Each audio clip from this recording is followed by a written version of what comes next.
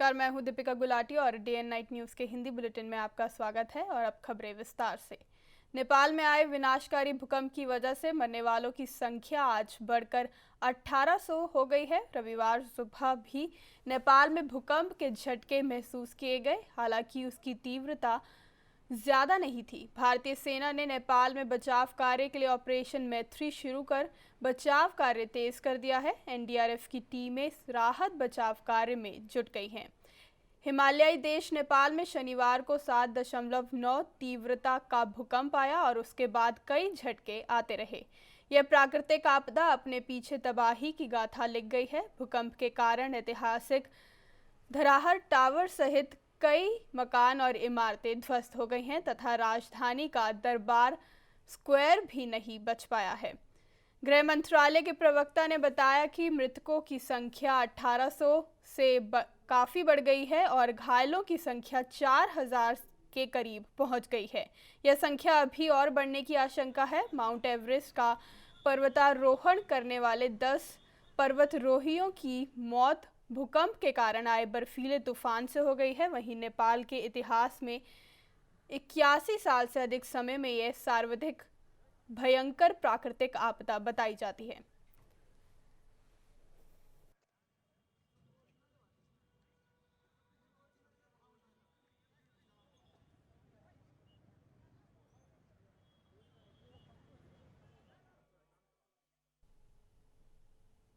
वहीं जानकारी के अनुसार आज सुबह भी नेपाल में भूकंप के झटके महसूस किए गए, हालांकि उसकी तीव्रता ज्यादा नहीं थी। करीब 5 बजे और 6 बजे फिर नेपाल में भूकंप के झटके महसूस किए गए। वहीं इसी के चलते नेपाल में 72 घंटे तक भूकंप के झटकों की चेतावनी दे दी गई है। आपको बता दें कि नेपाल के राजभवन में भी दरारें देखी गई हैं। आज सुबह भी नेपाल में झटके महसूस किए गए, हालांकि उनकी तीव्रता ज़्यादा नहीं थी। सुबह करीब 5 से 6 बजे ये झटके महसूस किए गए हैं।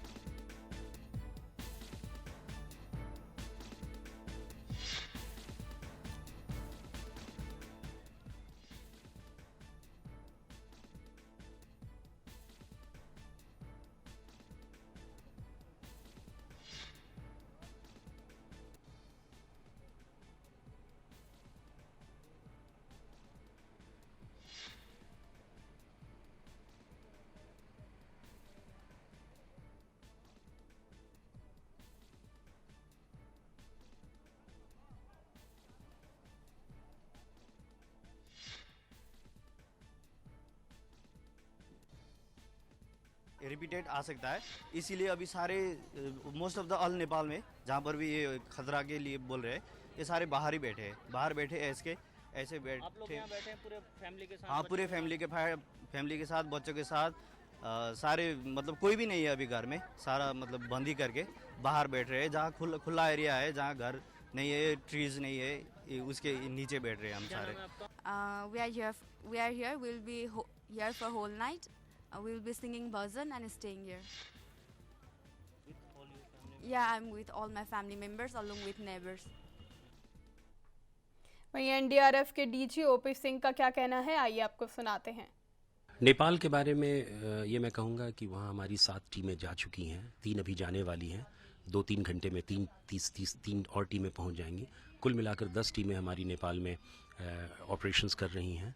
और हमारा सबसे पहला मैंडेट है कि वहाँ हम लोगों को, नेपाल के लोगों को किस तरह उनका सर्च करें, उनको रेस्क्यू करें और अच्छे सेफर सुरक्षित स्थानों पर पहुँचाएँ। हम लोगों ने 3 जगहों में अपनी टीमें बांट रखी हैं। एक बख्तापुर जगह है जहाँ हमारी 3 टीमें हैं, एक ललितपुर है जहाँ हमारी 2 टीमें हैं, और काठमांडू वैली में हमारी 2 टीमें कार्यरत हैं। और अभी रात में 15 लोगों को हम लोगों ने सुरक्षित स्थान पर रेस्क्यू करके लाया है। इस तरह हमारा ऑपरेशन वहाँ शुरू हो गया है और हम उम्मीद करते हैं कि आने वाले समय में हमारी जैसी टीमें बढ़ेंगी तो उससे हम और भी ऑपरेशंस करने में सक्षम होंगे। उधर नेपाल के राजदूत दीप उपाध्याय का कहना है कि रेस्क्यू ऑपरेशन जारी है। उन्होंने कहा कि एनडीआरएफ की टीमें बचाव कार्य में जुटी हुई हैं। देखिए, रात भर भी ऑपरेशन चला है, अभी भी चल ही रहा है। अब बहुत पुराना आपका जैसे अब प्राचीन नगर था काठमांडू वैली, स्पेशली भक्तपुर, ललितपुर, काठमांडू के जितने भी पुराने मंदिरें, आपके जैसे पुराने मकाने, काफ़ी जैसे आपकी क्षति हुई है। तो इस नाते इस किस्म का अभी तक है और ये बहुत ही बड़ा आपका हादसा है। करीब करीब 80 बरस के बाद में अभी तक का नेपाल का अब ये द्वितीय इतना बड़ा हादसा है।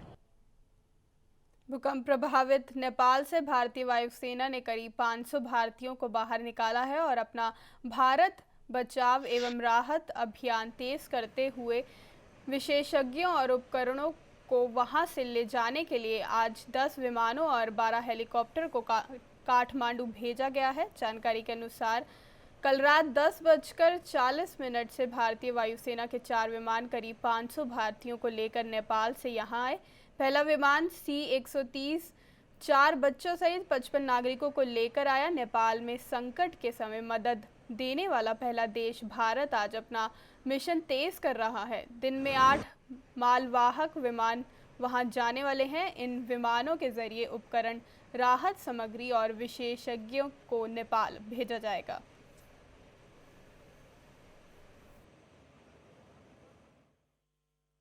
ਤੇ ਬਹੁਤ ਹਰਾਸ਼ ਹੋ ਰਹੇ ਸੀ ਲੋਕ ਤੇ ਆਉਣ ਲਈ, ਲੇਕਿਨ ਸਾਨੂੰ ਇੰਡੀਅਨ 에ਅਰ ਫੋਰਸ ਨੇ ਸਪੋਰਟ ਕੀਤਾ, ਗਵਰਨਮੈਂਟ ਨੇ, ਇੰਡੀਅਨ ਗਵਰਨਮੈਂਟ ਨੇ ਸਪੋਰਟ ਕੀਤਾ ਤੇ ਬਹੁਤ ਸਾਰੇ ਲੋਕ ਉੱਥੋਂ ਹਜ਼ਾਰਾਂ ਦੀ ਗਿਣਤੀ ਦੇ ਵਿੱਚ ਲੋਕ ਨੇਪਾਲ ਤੋਂ ਆਪਣੇ ਇੰਡੀਆ ਪਹੁੰਚੇ ਨੇ ਤੇ and very very thankful to Indian government. ਭਾਜੀ ਤੁਹਾਡਾ ਨਾਮ? My name is Amandeep Singh Bajwa. साथ में इंडिया गेम खेलने गए, वहाँ पे जो लोकल वहाँ के रहने वाले निवासी थे जो उनको भी सेफ बचाया। मतलब जो घायल थे उनके ईंट वगैरह घर को अलग करके बंदों को निकाला और एम्बुलेंस अपनी हमारी पर्सनल गाड़ी भी वहीं पे अभी एयरपोर्ट के ऊपर खड़ी है 2 और उनमें हमने बैठा के उनको हॉस्पिटल तक पहुँचाया। हॉस्पिटल का भी सेम बीच में से ऐसे क्रैक हो रखा था। उसके बाद हम कंटिन्यू वहाँ पे सेल्फ, फिर हमारी इंडियन एम्बेसडर से बात हुई वहाँ पे और इंडियन गवर्नमेंट से यहाँ पे कंटिन्यू टच में रहे। तो उन्होंने एयर फोर्स का हम थैंक यू करते हैं, प्लस में इंडियन गवर्नमेंट का थैंक यू करते हैं। सभी यहाँ पर उनकी कृपा से सुरक्षित पहुँच पाए। आपका नाम? माई सेल्फ करण अवतार Kapil, I am advocate in Punjab and Haryana Chandigarh. वहीं इस तबाही पर नेताओं की क्या प्रतिक्रियाएं आ रही हैं वो भी आपको सुनाते हैं। उसमें जिस गति का भूकंप आया है इसमें नुकसान और एक बड़ा नुकसान नेपाल में हुआ है, लेकिन उसके साथ साथ उसका प्रभाव बिहार में भी हुआ है और कई ज़िलों में कई लोगों की मरने की सूचना है। अभी तक जो हमारी जानकारी है, जो बिहार से अधिकारियों से बातचीत के बाद पता चला है कि लगभग 23 लोगों की मृत्यु हुई है, जिसमें 17 लोग सीधे तौर पर भूकंप के कारण से, मकान गिरने से, दीवार गिरने से उनकी मौत हुई है और 5 लोग ऐसे हैं जो हादसे में मरे हैं, यानी कि कहीं हृदय की गति रुकने से, कुछ लोग जो सड़क पर भागे उसके कारण एक बच्ची की मौत हो गई। तो कुल मिला के अभी तक 23 लोगों की मरने की सूचना है और लगभग 38 लोग घायल अवस्था में अस्पताल में भर्ती हैं। हमने नेपाल में बहुत ज़्यादा क्षति हुआ है, तो 10 NDRF के 10 टीमें हमने गठित किया और उसमें से पहला टीम जो है 4 बजे हमने यहाँ से रवाना कर दिया और वो नेपाल पहुँच के अभी वहाँ पे ऑपरेशन में लगे हुए हैं। और इसके अलावा हमने अपने अतिरिक्त पुलिस बल और NDRF के जितने भी हमारे मौजूदा टीम है हमारे पास, सबको जगह जगह मोबिलाइज करके रखा है ताकि वहाँ के राज्य सरकार के साथ पूरा तालमेल करके केंद्र सरकार पूरे बल दे सके और इस आपात स्थिति में कोई कमी ना हो और ज़िंदगी जो है हमारा, जो नागरिकों का ज़िंदगी बच सके, उसके लिए कोई भी कार्य करना है हमको करना चाहिए और लगे हुए हैं और सरकार अपने पूरा ताकत झोंक दिया है इसमें। Fortunate, and we feel sad and bad about the earthquake, and as per the reports that are coming, something like 400 people are supposed to have died there, which is, I think, very, very tragic. And even in our own country, we have heard a few people having died in Uttar Pradesh and a few people having got injuries in North Bengal. I think what would be the steps from the government? You see, as far as the steps are concerned, the Prime Minister has already, you see, he is personally supervising everything. Already help missions have been flown to Nepal also and within the country, and we will do our best possible to help the Nepal government. Assessment थोड़ा करना चाहिए, assessment चालू है और क्या ज़रूरत होगी, because reports केवल काठमांडू और नज़दीक के आ रहे हैं, लेकिन रिमोट एरिया में अगर कुछ ज़रूरत होगी तो we will press in any kind of assistance as already communicated and stated by prime minister. हाँ, बिहार में भी सिविल जो एडमिनिस्ट्रेशन है उनको मदद करने को मैंने आर्मी को डायरेक्शन दिए, जो लोकल वहाँ के मिलिट्री यूनिट्स है वो कर लेंगे जैसी उनको ज़रूरत है। अचानक आए भूकंप ने जहां नेपाल और पूरे भारत को हिलाकर रख दिया है, वहीं यूपी के बाराबंकी में भी यहां भूकंप तबाही लेकर आया है। बाराबंकी में इस भूकंप ने जहां 2 बच्चे और एक महिला समेत 3 की मौत हो गई है, तो वहीं 10 लोग घायल हो गए हैं। भूकंप की तबाही का सबसे बड़ा मंजर यहां देखने को मिला। बाराबंकी जनपद के थाना मोहम्मदपुर खला इलाके के बसंतपुर गांव का है, जहां पर एक मकान का छज्जा उस समय गिर गया जब लोग घर से बाहर की ओर भाग रहे थे।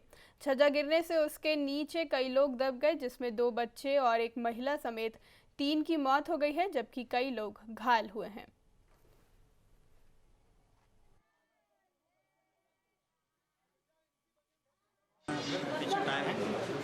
और ऐसा बताया गया मुझे जानकारी में 2 लोगों की यहाँ लाने के पूर्व भी मृत्यु हो चुकी है। वहाँ यहाँ डग डग डग डग हाल काल शादी है मेरे दियावर के। अच्छा। तो वह रोटी खाना बना रहा है, तो वो वह में यहाँ लड़कों से खेल रहा है।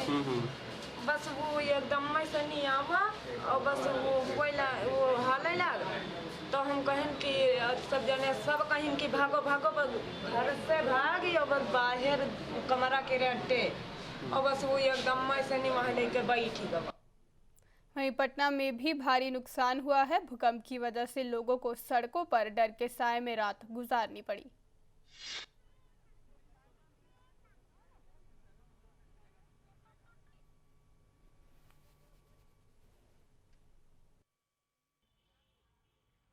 नहीं, जैसा कि है कि भूकंप पटना में 3 बार आ चुका है, तो लोगों में काफ़ी डर है और लोग अपने घर से बाहर निकल के, और प्रशासन की ओर से सुविधा है, जैसे तो 8 बजे ये पार्क बंद हो जाता था, तो 8 के बाद भी खुला रहेगा, तो लोग यहाँ इसी कारण से आए हुए हैं। भूकंप के आने की जो संभावना है उसी के डर से हम लोग अपार्टमेंट में रहते हैं, इसलिए हम लोग यहाँ पे आए हैं। थोड़ी देर हम लोग यहाँ रहेंगे, उसके बाद हम लोग अपार्टमेंट में जाएंगे जब सब कुछ सुरक्षित लगेगा। बस प्लीज।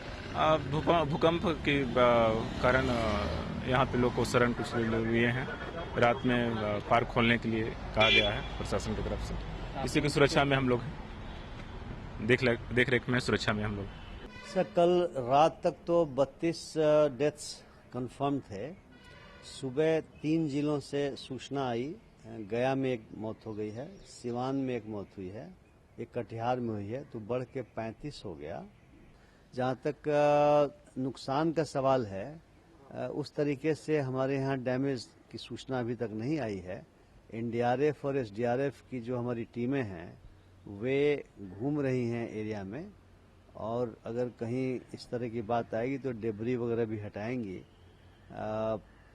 तो शाम तक स्थिति स्पष्ट होगी कि क्या घर गिरे हैं, बट बहुत ज़्यादा डैमेज जो प्रारंभिक सूचनाएं आई हैं उसके मुताबिक प्रतीत नहीं होता।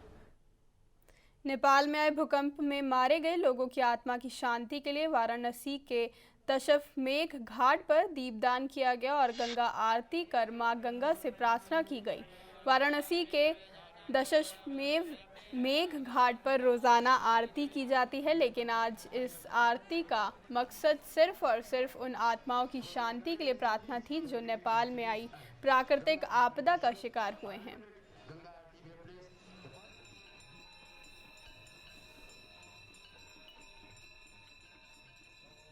नेपाल में जो प्राकृतिक आपदा में जो लोग मृत्यु हुए हैं उनकी आत्मा की शांति के लिए आज की गंगा आरती समर्पित है।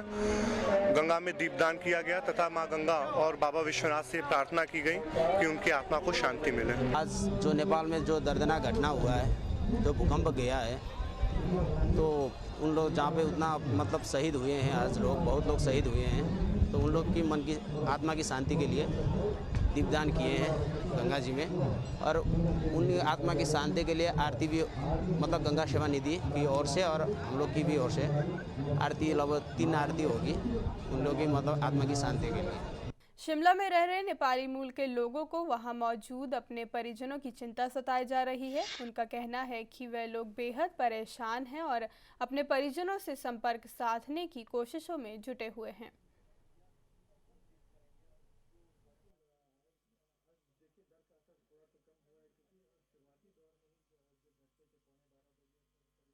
हमारी जब फोन आ गया नेपाल में, जब सुने वहाँ से हमारी चिंता हो रही है। हम ऐसी चिंता में हम खाली बैठे हैं और जो फ़ोन किया था वो घर में गया नहीं।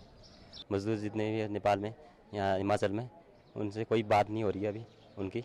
और नेपाल के बंदे बस सारे चिंतित है, वहाँ की नेटवर्क काम नहीं कर रही है अभी और बहुत बेहाल है। हिमाचल में 800-900 नेपाली है, उनकी किसी के माँ बाप से बात करने से नहीं हो रही है फोन से ही, और किसी के बच्चे से भी है, और मकान गिर गया बोल रही है, किसी का कुछ बच्चा मर गया बोल रही है। बहुत परेशान हो रही है हमारे को। श्रद्धालु आज से बद्रीनाथ धाम के दर्शन कर सकेंगे। आज सुबह तड़के 5:15 बजे वैदिक मंत्रोच्चारण के बीच मंदिर के कपाट खोल दिए गए हैं। कपाट खोलने के वक्त वहां उत्तराखंड के मुख्यमंत्री हरीश रावत मौजूद थे। मुख्यमंत्री के अलावा विधानसभा अध्यक्ष गोविंद सिंह कुंजवाल, पर्यटन मंत्री दिनेश धने, बद्रीनाथ विधायक राजेंद्र भंडारी और BKTC अध्यक्छ गणेश गोदियाल भी वहां मौजूद थे। रविवार को तड़के 4 बजे भगवान कुबेर और उद्धव की डोली बद्रीनाथ गर्भगृह पहुंची, जिसके बाद कपाट खोलने की प्रक्रिया शुरू की गई। 5:15 पर वैदिक मंत्रोच्चारण के बीच कपाट आम श्रद्धालुओं के लिए खोल दिए गए। कपाट उद्घाटन के शुभ मौके पर अखंड ज्योति के दर्शन के लिए देश विदेश से शनिवार देर शाम तक करीब कई हजारों तीर्थयात्री धाम पहुंचे थे।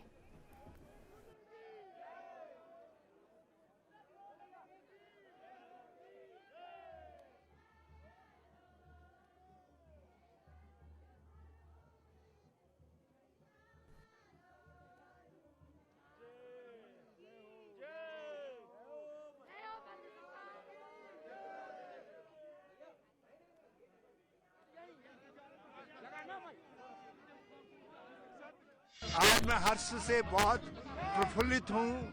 बहुत ही उत्साहपूर्ण वातावरण में भगवान बद्रीनाथ के लोगों को दर्शन हो रहे हैं।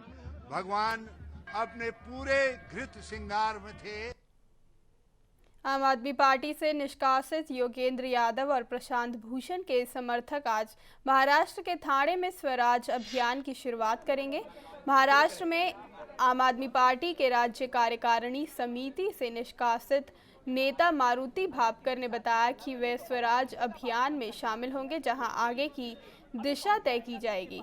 इसी प्रकार बैठक में भाग ले रहे एक सदस्य मानव कांबले ने बताया कि इस बैठक में यादव और भूषण के 300 से अधिक समर्थक भाग लेंगे।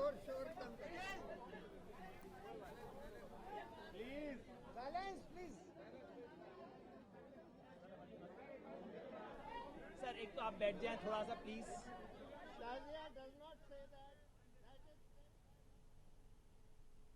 हिंदी समाचारों में अब तक के लिए बस इतना ही। नमस्कार। खबरों की दुनिया में आइए, हमारे साथ कहीं भी और कभी भी जुड़िए। हम मिलेंगे फेसबुक पर, हम दिखेंगे यूट्यूब पर, हमें फॉलो कीजिए ट्विटर पर। खबरों के साथ बने रहिए रात दिन।